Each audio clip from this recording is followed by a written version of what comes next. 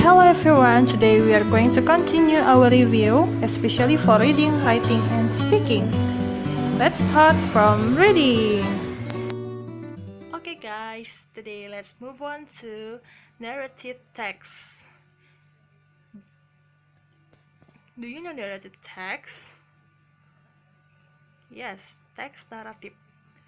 So narrative text is the kind of text that talks about story in the past. Usually the story is fiction. You know, fable, folklore, legend, etc. Jadi naratif teks itu contohnya dongeng, fable, mitos, dan lain-lain. Okay? So basically there are generic structures of narrative text. Look at this. Orientation. Orientation itu mengenalkan tokoh dan setting. Complication is talking about the problems in the story. Resolution is the ending of the complication from the problems. And reorientation is pengulangan lagi, intinya kesimpulannya. And the language feature in narrative text, please keep in mind, ingat, narrative text use past tense. Okay, use past tense. And also it usually has adverb of time. For example, once upon a time, one day, in the past, dan lain-lain. Next, in the narrative text, you will usually find action verbs.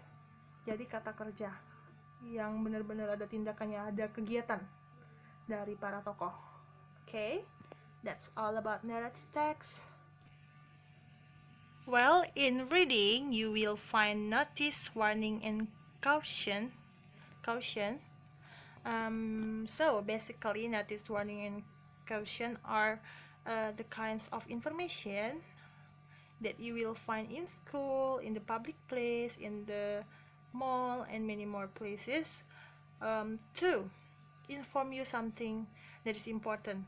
Jadi ada pesan penting yang kalian temukan dari notice, warning, and caution. What are the difference? What are the differences? Actually, these three don't really have differences. Jadi nggak beda sebenarnya karena semuanya peringatan. Okay, but usually warning and caution are more important. Maksudnya benar-benar mengikat, benar-benar larangan. Okay, look at these examples. Actually, there are many examples that you can see here. For example, warning, do not enter. Notice, keep door closed. Caution, wet floor. Okay, so you have to know the meaning of this notice, warning, and caution. Do not enter means that you are not allowed to enter a room or a place. Look at this.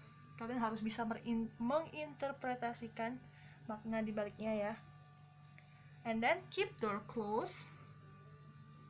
It means that you have to keep the door closed, berarti menjaga pintunya agar selalu tertutup. Kadang mengecoh. Ada pilihan, ada soal yang seperti ini. Ada pilihan tutup pintunya atau jaga pintunya agar selalu ditutup. Yang benar adalah jaga pintunya agar selalu ditutup. Okay, next, caution, wet floor. It means that you have to be careful when you are walking on the floor. Jadi harus hati-hati because the floor is wet. So keep in mind you have to know how to interpret, how to find the meaning of notice, warning, and caution. Okay, that's all about reading. Let's move on to the next skill. Okay, next we will focus on writing skill. Do you know writing? Yes, menulis. The phrase is about giving advices. Giving advice, ya. Memberi nasihat atau saran. So, if you want to give advices to your friend or family, you can use these three expression. Kalian bisa pakai you should, you need to, or you have to. Okay, actually there are many other expression, but let's focus on this. First is you should. Kamu sebaiknya bla bla bla. For example, if your friend is sick, you can use this. You should go to the doctor. If your friend is lazy, or if your friend doesn't want to do homework, you can say this. You should be diligent. You need to, sama kayak you should. Kamu sebaiknya, look at this. You need to drink much water. Kamu harus banyak minum air. You need to be careful. Kamu harus lebih hati-hati. And number 3 is you have to blah blah blah. You have to is more important than you should and you need to. Intinya kalau pakai you have to itu udah lebih lebih penting, lebih mengikat, lebih sebuah keharusan. Okay, look at this. You have to listen to your parents. Number 2, you have to be patient. So if you want to give advice, you can simply add verb 1 after you should, after you need to, after you have to. Kalian tinggal tambah aja verb 1 sama objek atau keterangannya setelah you should, you need to, you have to ini. Look at this, ini verbnya go, drink, listen. But if you want to use adjective, don't forget to add be. Look at this, be, you should be, you need to be, you have to be. Okay, that's all about giving advice. Next, let's move on to modal verbs. Modal verbs have so many function. Jadi banyak macamnya, banyak fungsinya. For example, can and could. If you want to talk ability, if you want to talk about ability, you can use can or could. Can or could. Ability adalah kemampuan. You can use will or would if you want to talk about plan, rencana. You can use shall or should if you want to talk about suggestion, atau advice juga boleh, saran atau nasihat ya. If you want to talk about possibility, sebuah kemungkinan, you can use may or might. You can talk about obligation with must or ought to, or have to juga bisa. Jadi kalau ada suatu peraturan atau keharusan, pakai must atau ought to. Look at the example. I can play a violin. Negatifnya, I cannot play a violin. Number 2, she must study hard. Negatifnya, she mustn't atau must not study hard. Oke, khusus untuk can and could, will and would, and may or might, you can use can, will, and may for present. Jadi kalau saat ini keadaannya pakai can, will, sama may. But if it is for the past, use could, would, or might. Okay, kali ini nggak ada, bebas pakainya kapan. Okay, that's all about modal verbs. Next, let's talk about future tense. Do you still remember? Future tense is talking about your future plan. That's right. Oke, jadi kalau kalian mau bikin kalimat atau ngomongin tentang masa yang akan datang, pakai future tense. Sekarang fokusnya di will ya. Oke. This is the basic formula, rumus dasarnya ya. Look at this, subject, ayu Dewi si he it, will, verb 1, ya ini suka salah. Setelah will, please put verb 1. Gak usah pakai ing, gak usah pakai ed, object, and complement. For the negative, you can add not after will, tinggal tambah not setelah will, disingkat jadi won't. Don't forget, tetap verb 1.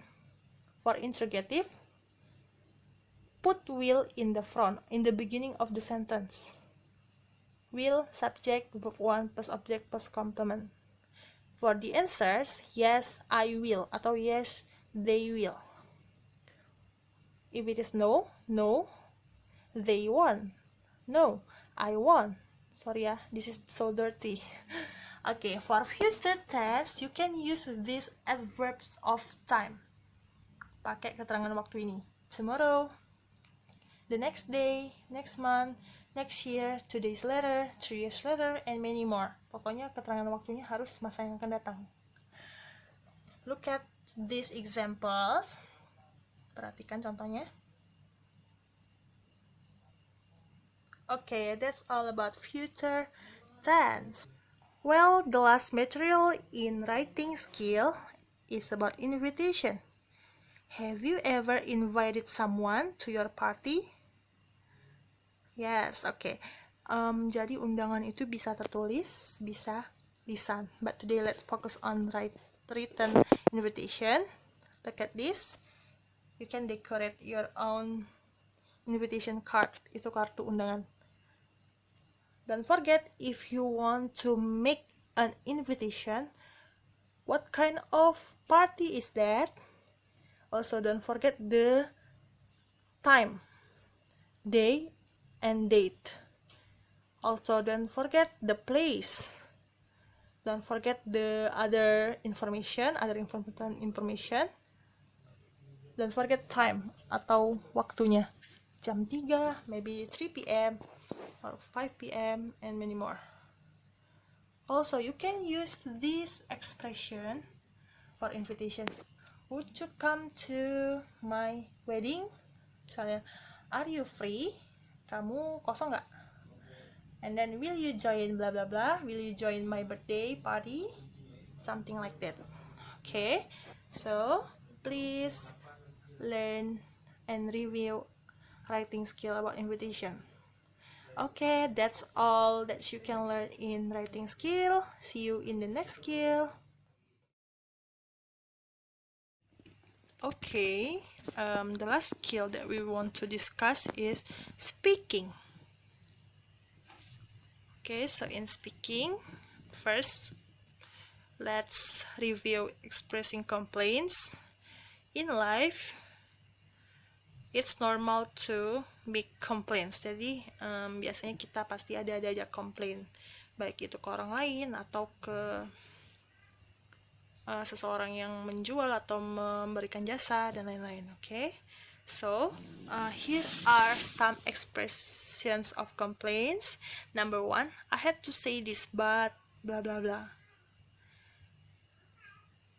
Number 2, sorry to say this but blah blah blah. Number 3, I want to complain about blah blah blah. So you can talk about your complaints with this expression. Jadi ada apa ya, basa-basinya dulu, openingnya dulu. Look at the example. I had to say this but your music disturbs me. Oh sorry, I had to say this but your music disturbs me. Not disturb ya, disturbs. Next, sorry to say this but put your phone away. Maaf sebelumnya, jauhkan HP-mu. Nomor 1 tadi, musikmu mengganggu saya. I want to complain about the stove that isn't working. For example, you are in the hotel and the stove, kompornya atau apanya tidak berfungsi. You can complain this using this expression. Okay. So you have to be able to express your complaints. Next, let's move on to expressing anger. Have you ever felt angry to someone? Pasti pernah kan marah ke orang lain atau ke keluarga? Okay, here are some expressions that we can usually use. For the first is expressing, ungkapannya I'm really upset. Upset itu bisa marah, bisa kecewa. You make me mad. Next, you are too much. Kamu kelewatan. Number 3, you make me angry. So there are many other expressions. Mungkin di catatan kalian atau yang pernah kalian temui ada. Jadi nggak cuma ini. Okay. For responding to anger, kalau kalian yang jadi objek kemarahan, kalian yang kena marah, you can use this. I'm really sorry. Number 2, that's not my fault. Kalau itu bukan kesalahan kalian, boleh mengelak. Next, I don't do it. Bukan aku. Next, forgive me. Maafkan saya. Okay, so don't forget expressing anger. Next, let's move on to asking preferences. So when you talk to your friend or your family, usually you talk about preferences atau kesukaan atau preferensi. Lebih suka yang mana? Number one, would you like blah blah blah? Look at this. You can use noun or verb. Number one, would you like coffee? Number two, would you like to drink? The second expression is how about blah blah blah. Please remember that you use verb ing after how about. Look at this example. How about going to Japan? Atau yang lain, how about swimming? Jadi kalian tuh ngasih ide. Cak mana kalau kita main apa? Cak itu. Okay, that's all about asking preferences. The last, let's talk about telling time. Okay, telling time is quite easy as long as you remember the term. Jadi kalau yang jam tepat kan gampang ya. 1 o'clock, 2 o'clock, 3 o'clock. But kalau yang lewat-lewat ini susah miss. Okay. Kalau dia lewat 1/4 alias 15 menit, pakai quarter. Okay, quarter. Kalau dia lewat 30 menit, pakai half. Don't forget, lewat itu pas, kurang itu to. Kalau bukan 15 dan 30, tinggal sebutin aja. 5 minutes, 10 minutes, 20 minutes, 25 minutes, 30 minutes juga boleh. 35 minutes, 40 minutes, 45 minutes. Atau kebalikannya, kalau kita ngomongin kurang kan 5 minutes, 10 minutes, dan seterusnya. Okay, but there are differences between American and British style. For American, you can say 7:30. Segampang itu. Tinggal bilang 7:30. 7:30. What time is it? 7:30. But in British, you have to use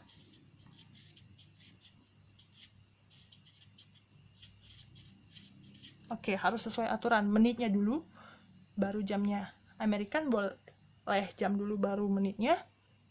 Sedangkan British, menitnya dulu, baru jam. Okay, look at this. Contoh lain lagi. Look at this. Misalnya, what time do you go to school? For American style, you can simply say 10:10. Yes, that's right. Sesimpel itu. Jadi memang langsung to the point. But for British, you have to say 10 minutes past 10. Okay? 10 menit lewat 10. 10 lewat 10 menit. Okay, don't forget. You have to know how to tell time. Jadi nanti ditanya misalnya, what time do you have breakfast? What time do you go to sleep? And many more. Okay, that's all the material. Okay, that's all our review. Thank you.